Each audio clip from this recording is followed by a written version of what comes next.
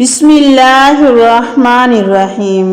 السلام علیکم ورحمۃ اللہ وبرکاتہ۔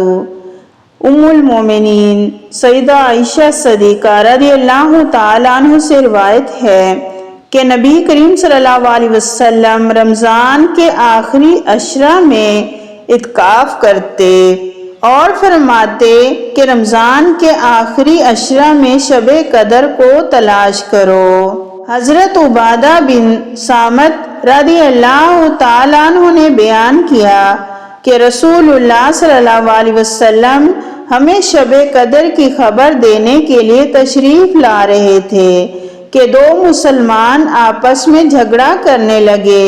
اس پر آپ صلی اللہ علیہ وسلم نے فرمایا کہ میں آیا تھا کہ تمہیں شب قدر بتا دوں، لیکن فلاں نے آپس میں جھگڑا کر لیا، پس اس کا علم اٹھا لیا گیا، اور امید یہی ہے کہ تمہارے حق میں یہی بہتر ہوگا، پس اب تم اس کی تلاش آخری عشرہ کی 9 یا 7 یا 5 کی راتوں میں کیا کرو۔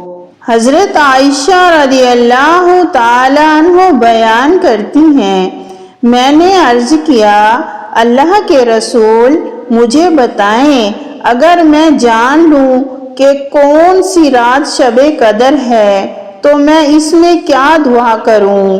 آپ صلی اللہ علیہ وسلم نے فرمایا، اللہم انک عفو تحب العفو فاعف عنی۔ ترجمہ، اے اللہ، بے شک تو درگزر فرمانے والا ہے، درگزر کو پسند فرماتا ہے، پس مجھ سے بھی درگزر فرما۔